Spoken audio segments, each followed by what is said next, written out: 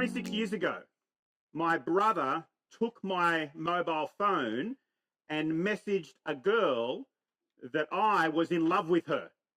He didn't ask me. I didn't know.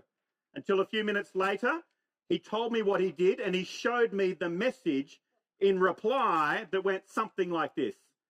I'm not sure. I may have feelings. My heart was filled with every possible emotion: shock, anger, fear, excitement. That girl was Ness. The next morning I sent another message. Can we meet for lunch today? She agreed. And then I had a decision to make just before going into that meeting. Do I tell her it wasn't me on the original message and embarrass her? Or do I tell the truth and be potentially known as the stalker phone guy forever? I made the decision to tell her the truth, but I also said that I did have feelings for her and asked whether she would like to explore a relationship with me. And then she went through all the same emotions that I went through the night before: shock, anger, fear, maybe excitement, I don't know. But she said yes. And that somewhat awkward, risky moment in time was a defining moment in not only my life, but our life together. One that I can say I haven't regretted in 26 years. We all have defining moments in life, moments that shape who we are or who we might become, decisions about relationships, courses of study, jobs to take, houses to purchase, kids to have. And of course, the moment that you decide to become a follower of Jesus, that's a defining moment in your life and eternity as well. And all of these different defining moments in life can be moments of risk and fear, because the future is not always clear to us when we have to make challenging decisions.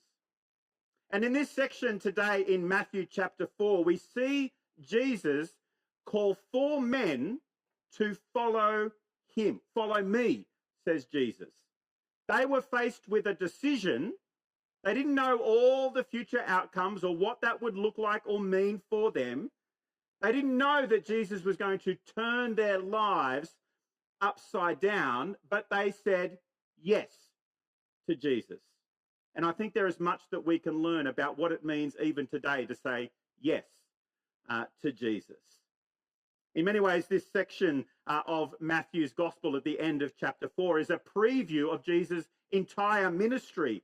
We're told that he came to teach, to preach, and to heal. And this triad, teach, preach, and heal, is repeated again in Mark chapter 9, verse 35, where our sermon series this year will end. It's like the two bookends that reveal the heart of what Jesus came to do: teach and preach and heal. It's all about what happens when the kingdom of God breaks into this world. There is change, there is renewal, there is restoration. But also there's a change in priorities and purpose. And that is what we see primarily at play here in Matthew chapter 4. There are 3 things I want you to see about discipleship today. The first is that disciples are called, not recruited. The second is that disciples are made, not born. And the third is that disciples want the king and not just the kingdom. So firstly, disciples are called, not recruited. Verse 18. As he was walking along the Sea of Galilee, he saw 2 brothers, Simon, who was called Peter, and his brother Andrew. They were casting a net into the sea, since they were fishermen. Follow me, he told them, and I will make you fish for people. Immediately, they left their nets and followed him. Notice first and foremost that Peter and Andrew were not looking for Jesus. They weren't on some spiritual pilgrimage in search of the truth. No, Jesus came to them. He called them. He disrupted their lives. Now, in John's gospel, these men meet Jesus earlier than this, during the time of the ministry of John the Baptist. So I don't think we are meant to see that this is a spur of the moment decision to follow a complete stranger that they've never met before. That is not the case. But nevertheless, this call of Jesus, follow me, was a disruption to them nonetheless. Because these two men had a life and a profession that was stable and secure. It gave them real standing in society and real opportunities for the future. Giving that up to follow Jesus was risky for them. It would cost them financially and socially. And yet they did. And for two other brothers, it would also cost family. Have a look at the next verse, verse 21. Going on from there, he saw two other brothers, James the son of Zebedee and his brother John. They were in a boat with Zebedee their father, mending their nets, and he called them. Immediately they left the boat and their father and followed him. I find it fascinating that Matthew mentions Zebedee the father by name twice. We are meant to picture a specific man left sitting in a specific boat when his two sons, James and John, leave to follow Jesus. And in a honor and shame culture, which was the ancient Near East at the time of Jesus, particularly in a Jewish culture governed by the command to honor your father and your mother, this is almost scandalous to read, that someone would leave their father and follow Jesus. And so following Jesus is not merely an economic or social standing risk, it can cost family. And yet we are told, just like with Simon Peter and Andrew, immediately after hearing the call of Jesus, they left their boat and their father and followed Jesus. And that immediately, which is repeated twice, is the same response of all four men. That shouldn't be lost on us, even if they already did know Jesus. They heard his call and they responded immediately. What would it take to leave something that was comfortable to pursue something that is unknown? I don't know if you remember Ash Barty, world number one Australian tennis player. She won the Australian Open in January 2022, but then 2 months after winning that Grand Slam, she walked away from tennis. Not because she was injured. She was at the very top. Everybody told her she was mad for leaving professional tennis. She had potential years of prize money just waiting for her to receive, titles to win. But she walked away and left them potentially on the table. Why? Because she said at the time, something else mattered more than titles and money. How could four professional fishermen make a decision to leave all that was secure and comfortable for them and follow Jesus? It's because there was something about Jesus that mattered more than business and money and even family. Now, we could speculate the reasons why they were attracted to Jesus. Did he have this magnetic pull towards him in his personality? You know, did he have 100 aura points, as my teenage kids would say? And we could speculate about all of that. But I think what Matthew wants us to see is that when Jesus speaks, just like when God speaks in Genesis chapter 1, things happen, things change. priorities change, purpose change, people change. And maybe you are a Christian believer here this morning and you know that. You may not have left a fishing business in Western Sydney to follow Jesus. But maybe when you decided to follow Jesus, it did mean pursuing a different career path, because now you had a different vision for what truly mattered in life and eternity. For some of you, following Jesus has meant going against your family's expectations about life. Expectations of maybe what to study, expectations of who to have a relationship with, expectations of how you spend your money and where you might live. And that's been hard, hasn't it? I know it's been hard. But remember, the cost that we bear for following Jesus, whether it's financial, social standing, or even family, is nothing compared to the cost that Jesus has already borne for us in our place. Because his calling would ultimately take him to the cross and a grave to save us all. If you're visiting church today and following Jesus is not something that you're yet prepared to do, can I say it's great having you here this morning. And to some degree, you have cast a net of a certain description. You have cast aside some time to listen to Jesus in his word this morning. And I want to encourage you to keep casting that net of time. Keep coming back throughout this series in Matthew and listening to Jesus.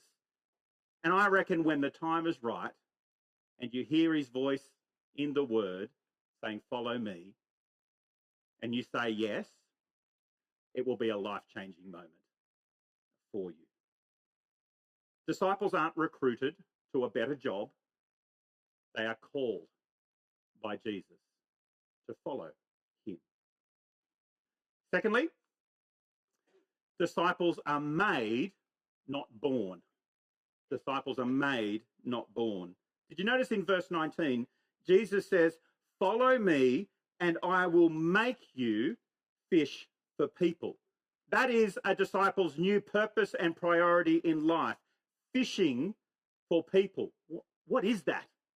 What does that mean, fish for people? Well, if you've been around churches for a while, you might assume that fishing for people means joining Jesus on his mission to save the world. And that is true. But first of all, I want you to remember that when you go fishing for fish, that's not good for the fish. You do know that, right? And in the Old Testament, there is a metaphor for fishing for people. And it's not primarily about saving, it's about bringing people to judgment.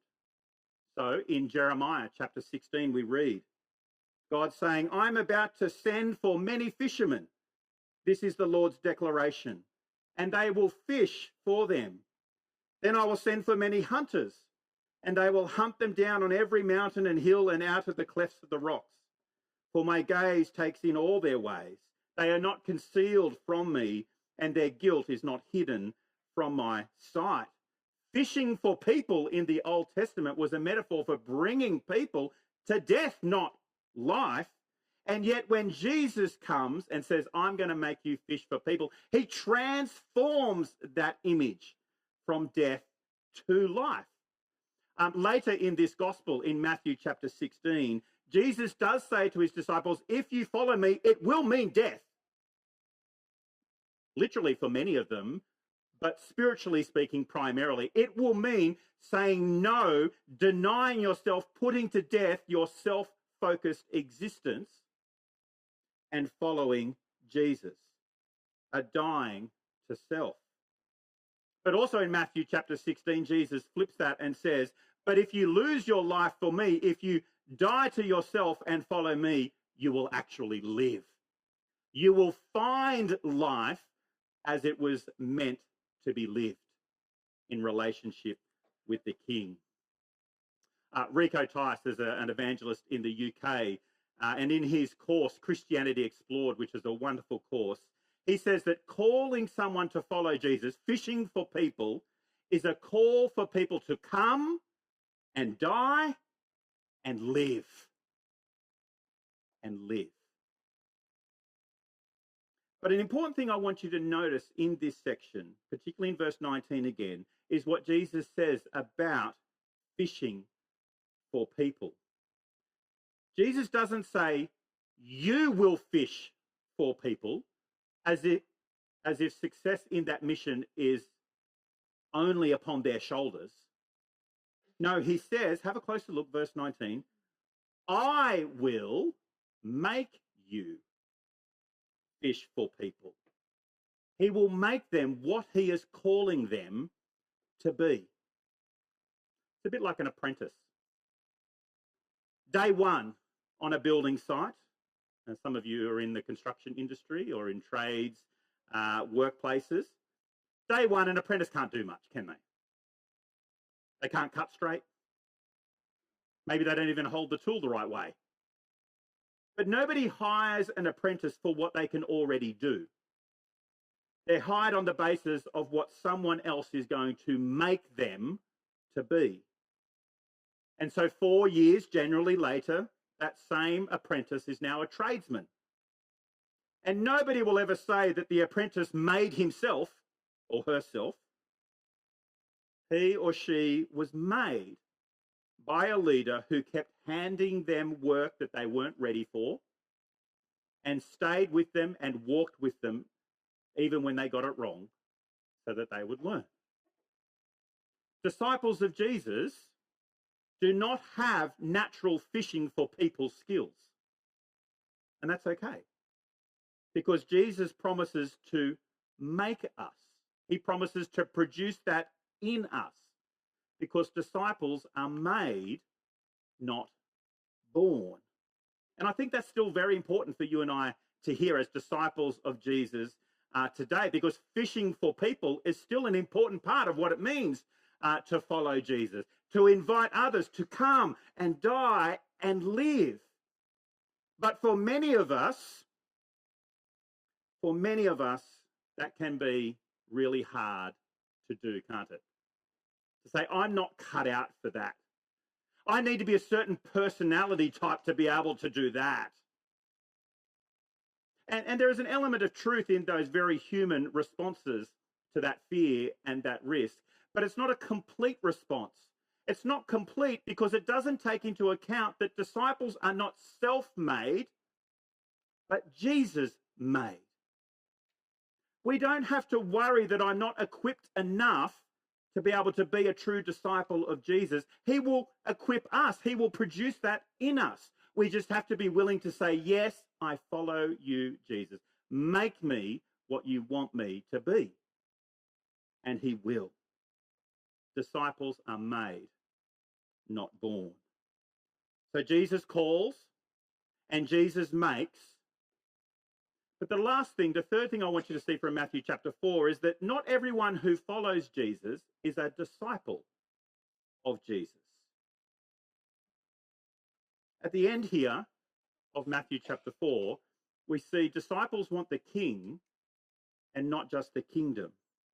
Because as this chapter ends, we see there are two types of people that follow Jesus. The disciples, yes, and a crowd. But the crowd are not disciples. Have a look again, verse 23. Jesus was going all over Galilee, teaching in their synagogues, preaching the good news of the kingdom, healing every disease and sickness among the people. Then news about him spread throughout Syria. So they brought to him all those who were afflicted, those suffering from various diseases and intense pains, the demon-possessed, the epileptics and the paralytics, and he healed them. Large crowds followed him from Galilee, Decapolis, Jerusalem, Judea, and beyond the Jordan. There is a crowd now following Jesus, and this crowd is large and it's diverse. Jews from Jerusalem and Gentiles from Galilee, different people, different backgrounds, different experiences, different needs and afflictions. And they follow Jesus because they see his miraculous power to heal every kind of disease and sickness and pain. Now, these healing miracles of Jesus were signs that God's King has come and that his kingdom, his new creation, was breaking into this broken world. But what separates the crowd from the disciples is this. The crowd want the blessings of the kingdom without belonging to the king. The crowd follow because they want the blessings of the kingdom without belonging to the king. I think it's what many pundits call the September crowd. The September crowd, because every footy season, at the beginning of the season, there are often fans who renew their membership in their club, even though they have no idea what the outcome has been or will be. Parramatta fans, the way you do it each year is just profound. You belong, you're invested in the team, the club. Then there is the crowd of fans that turn up in September, that buy the brand new jersey because the team that they kind of slightly associated with is doing well, and they join the fan club.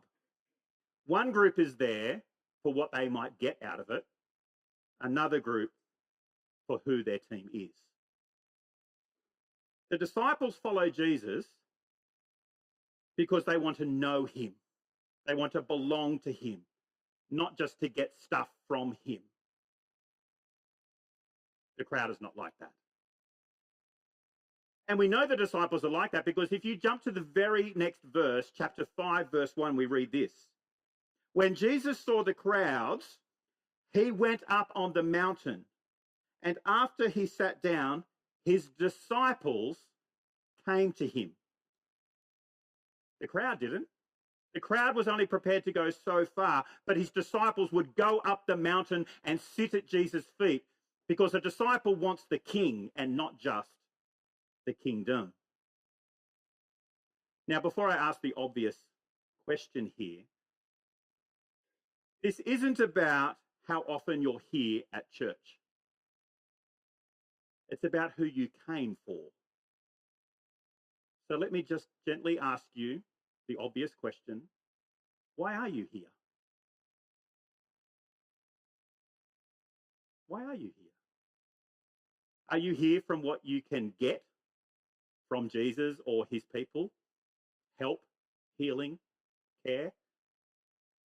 Or are you here because Jesus is king and you love him and you want to celebrate being his disciple? You can be genuinely drawn to Jesus and benefit from being near him and yet not be a disciple of Jesus. Because a disciple just isn't attracted to Jesus. They drop their nets and they follow him, no matter what the cost. And if you're, again, visiting today, that question isn't a test that you've failed. I want you more to see it as an invitation to come and belong to the king.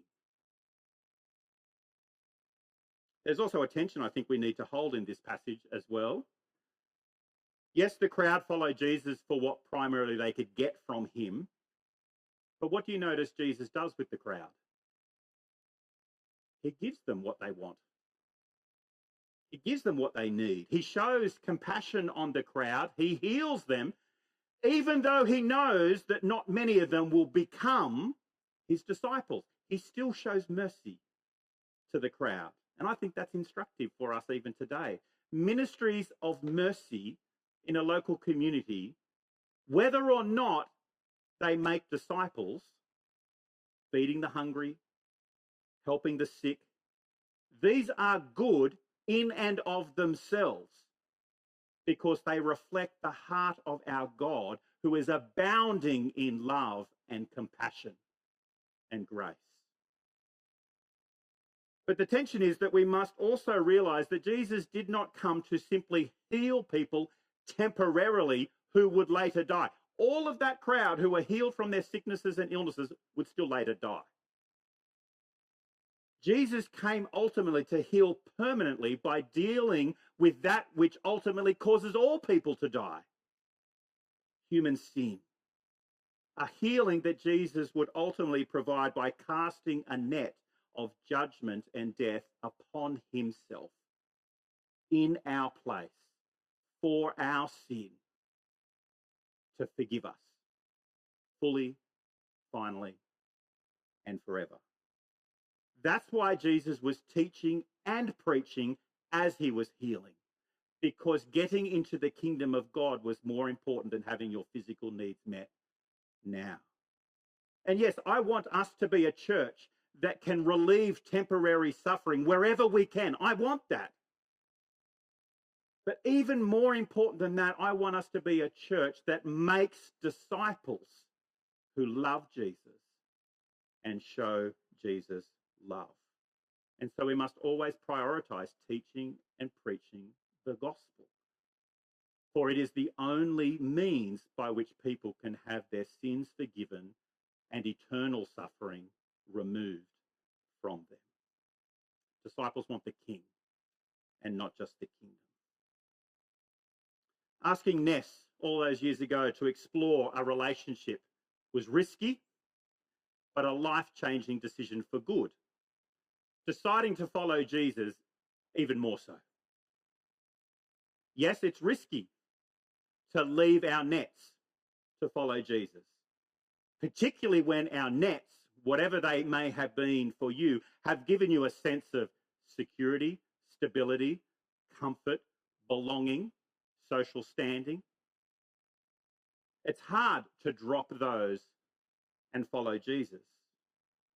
But like these original 4 disciples of Jesus, Simon, Andrew, James, and John, when you know the kingdom of heaven has come near because the king has come near, it changes you. It changes the way you see life. It changes the way you see your purpose and your priorities in life. Jesus changes everything for good. Whoever wants to save his life will lose it, but whoever loses his life for me, Jesus says, will ultimately save it. There is no better decision that can change your life for good than hearing Jesus say to you, whatever your name is, follow me, and I will make.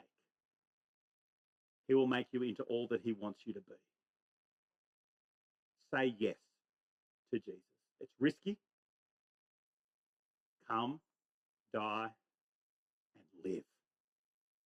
Let me pray.